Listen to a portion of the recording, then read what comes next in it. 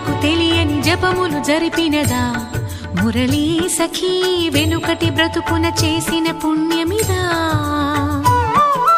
తనువును నిలువున తొలిచిన గాయములే తన జన్మకి తరగని వరముల సిరులని తలచినదా కృష్ణాని